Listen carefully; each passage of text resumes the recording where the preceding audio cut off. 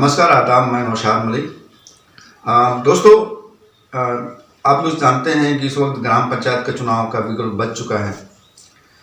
प्रत्याशी जो है अपने आप को जो है ऐलान कर चुके हैं कि मैं चुनाव लड़ूंगा या मैं चुनाव लड़ूंगा। सभी लोग, सबकी रिजर्वेशन सीट भी आ चुकी है, तो इसलिए सब लोगों ने जो है कमर कस ली है।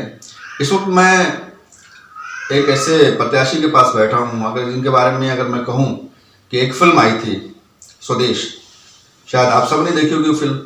उस फिल्म में शाहरुख खान साहब होते हैं जो नासा में एक साइंटिस्ट होते हैं, और वो एक गांव जब अपने देश में आते हैं तो यहाँ की जो अव्यवस्था होती है, जो यहाँ पे जो बदनिज़ामी होती है, उसको देख करके उनकी आंखों में आंसू आ जाता है। फिर वो नासा जाने से इनकार कर देते हैं और गांव में रह करके गांव में जो बदनिज़ामी है उसको दुरुस्त करने के लिए यहीं पर ठहर जाते हैं, अपने देश में ही ठहर जाते हैं। ऐसे ही कहानी भी मिलती जुलती जो हमारे सामने नौजवान बैठे हुए हैं। इस वक्त जो मैं ग्राम फतेहपुर में मौजूद हूँ, जो कि डुमरियागंज ब्लॉक में आता है।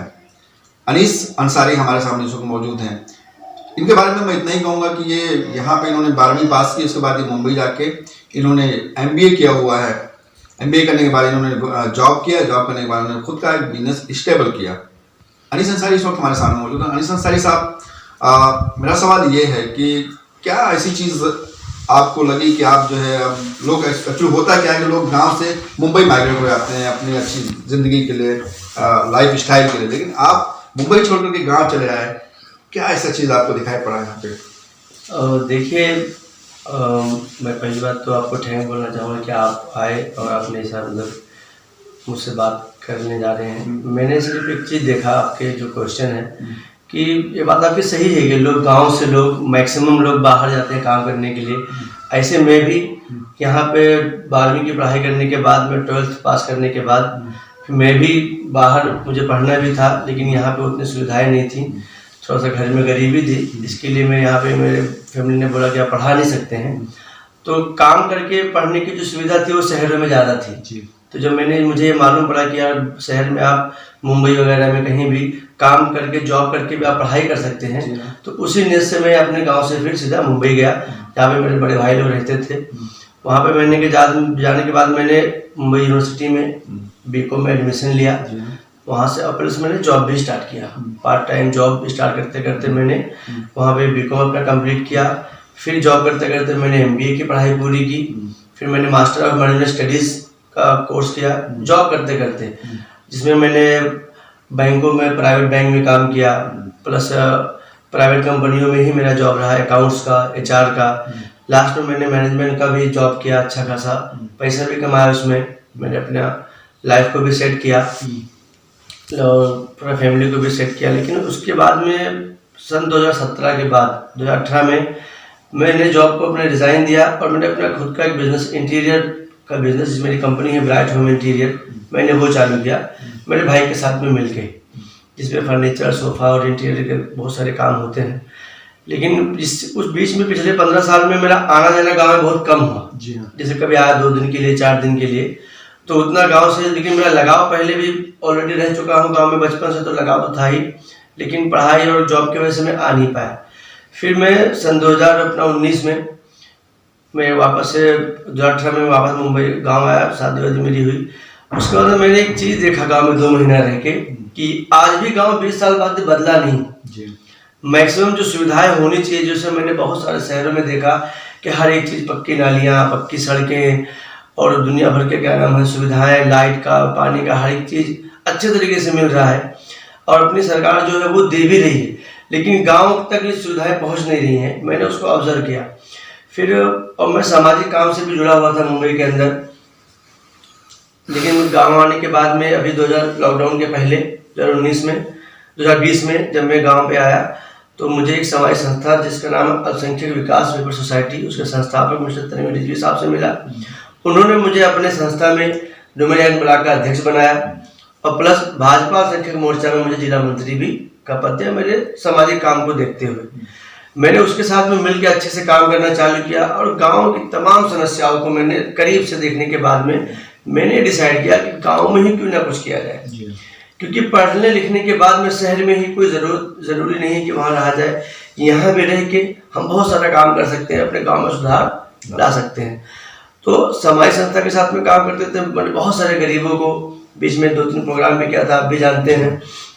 सिलाई मशीन वितरित कराना, कपड़े, कंबल, शॉल, जो भी हो सका हमारी संस्था की तरफ से हमने लोगों को बांटा दिया।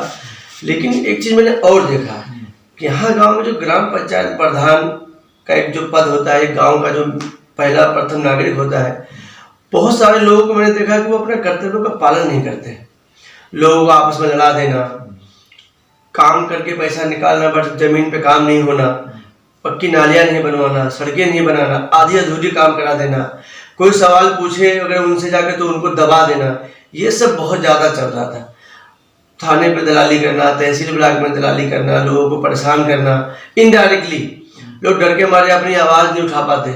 सरकार ने सारी सुविधाएं दी हैं, लेकिन गांव में क्या होता है कि बहुत सारे गरीब, अति गरीब लोग, दबे कुचले लोग वो आवाज़ उठा नहीं पाते हैं, वो अपनी हक मांग नहीं पाते हैं।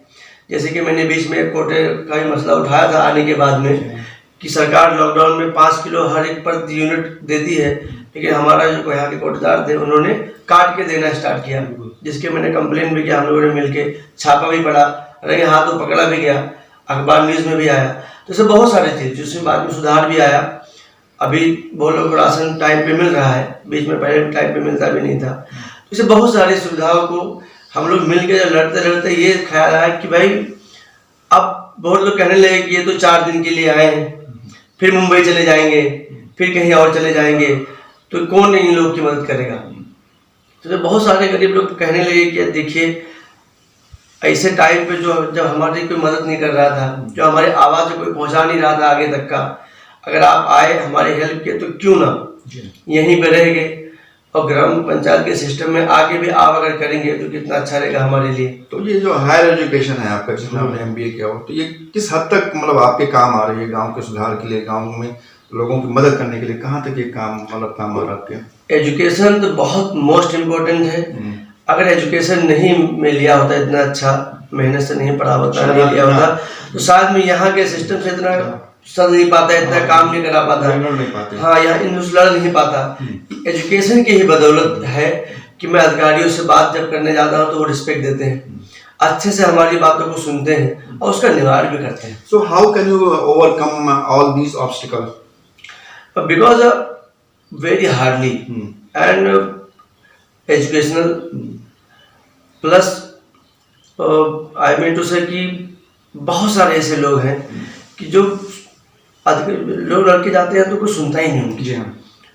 तहसील में जाइए, आप ब्लॉक में जाइए, वो लोग आपकी सुनते ही नहीं। तो ये चीज़ मेरे साथ भी लागू होता है। अक्सर बहुत सारे काम ऐसे होते हैं जब नहीं होते हैं, बहुत सारे लोगों से नहीं होते, लेकिन जब हम लोग जाते हैं, मेरे अपनी पर्सनल मेरा एक्सपीरियंस है कि बहुत सारे काम ऐसे, कितना भी बड़ा अधिकारी हो तो उसको बोल करके, उसको इम्प्रेस करके काम करवाया जाता है। तो मुझे भी लगता है कि एजुकेशन जो है हमारे लिए बहुत फायदेमंद होता है। हाँ। लेकिन ये बताइए कि जो गाँव की जो राजनीति है और शहर की जो जिंदगी है, उसमें बहुत जमीन आसमान का फर्क है। कैसे मैनेज करेंगे आप इसको? देखो, मैनेज तो करना ही है, क्योंकि मैंने यहाँ भी अपना लखनऊ में अपना बिजनेस भी स्टार्ट किया है, और प्लस मैंने यहाँ पे सामाजिक अपने जो मेरे साथ के लोग थे, जो मेरे गांव के लोग थे, कुछ लोग जो समझ लो मुंबई से अभी लॉकडाउन में चले आए थे, जिनको प्रवासी मजदूर लोग कहते हैं, लेकिन वो आए, उनको भी मैंने भी अपने 2-3 दोस्त लोग को साथ में मिल्क वे डेयरी फार्म करके मैंने एक कंपनी, मतलब एक डेयरी खोला, उसमें उन लोग को लगाया, वो लोग इसमें मेहनत कर रहे हैं। अभी प्लस एक स्कीम आई है कि मुर्गी पालन का, प्लस फार्मिंग के लिए, गौ पशुपालन के लिए, सबके लिए गवर्नमेंट ने स्कीमें दी हुई है। अप्रैल में इंशाल्लाह उसके तहत मैं लोगों को रोजगार दिलाने के लिए काम करूंगा। तो ये है कि अगर यहाँ के सिस्टम में रह के, अगर पढ़े लिखे लोग सिस्टम में रहें तो बहुत अच्छे तरीके से काम हो सकता है। जैसे कि लोग अनपढ़ रहते हैं या जानकारी नहीं, तो उनको लोग पागल बना देते हैं कि ये ऐसे नहीं, ऐसा होता है, बात को घुमा देते हैं, तोड़ मरोड़ के पेश करते हैं। लेकिन एक चीज ये भी है ना कि अगर मान लीजिए पढ़ा लिखा आदमी है और जाहिर आदमी है, तो जो पढ़ा लिखा आदमी होता है उसको पता होता है कि अगर मैं कोई करप्शन करता हूँ तो उसको जो फ्रॉड होने का मतलब, वो करप्शन करता है और उसको जो है उसके जो अपने आप को बचा भी लेता है। लेकिन जो जाहिल इंसान होता है वो करप्शन करके उसको इस बात का डर होता है कि अगर मैं करप्शन करता हूँ तो फंस ना जाऊँ। तो ये कहीं ड्रॉबैक तो नहीं होगा आपके साथ? नहीं, ऐसा तो कोई सवाल नहीं है। पहली बात क्यों, क्योंकि मेरी एक हैबिट है कि मैं कभी भी अपने लोगों को साथ में हर जगह लेके जाता हूँ। अच्छा। जैसे बहुत लोग क्या करते हैं कि किसी अधिकारी से मिलना हो तो अकेले मिलते हैं, प्राइवेट उनसे बात कर लेते हैं। कोई भी समस्या, कोई भी अगर मतलब कि कोई भी एक प्रोजेक्ट है गवर्नमेंट का, कोई भी स्कीम चल रही है, उसको जो बेनिफिट देना है लोगों को, तो अकेले जाते हैं, बात करके आ जाते हैं, बाकी लोग को आ देते हैं। बट मेरा अलग है, मैं अपने लोगों को साथ साथ में उस चीज में साथ ले जाता हूँ कि वो उनको भी जानकारी मिले। आपको कहने का मतलब ये कि पूरे जो काम होगा वो ट्रांसपेरेंसी वो ट्रांसपेरेंट 100% होगा, एकदम पानी की तरह साफ क्रिस्टल क्लियर होगा वो। और लोगों को मैं साथ साथ में हर एक चीज की जानकारी देता हूँ कि अगर बाय द वे मैं टाइम पे नहीं हूँ तो भी ये काम आप कैसे कर सकते हो। तो आप अपनी जीत को लेकर कितना संतुष्ट हैं?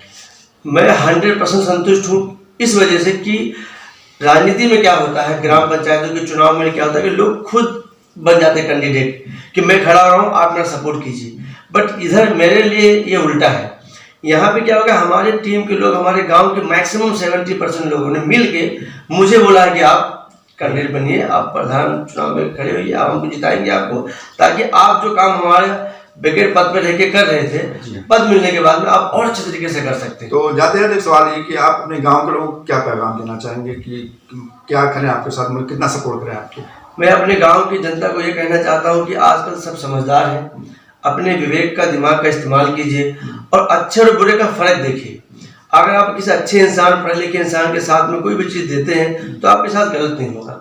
और प्लस मैंने 1 साल से लगातार जो समाज के लिए किया भी है, तो ये नहीं बोलता कि उसका मुझे बदला चाहिए, लेकिन मैंने निस्वार्थ किया है। जैसे कि मेरे गांव के लोगों ने मुझे ये पद के लिए आगे किया है, वैसे मैं चाहता हूँ वो ईमानदारी से मेरा साथ दें, वोट करें, मुझे इस पद पे लाएं, ताकि मैं खुल के अच्छे तरीके से उनके लिए काम कर सकूं। शुक्रिया अनीस साहब।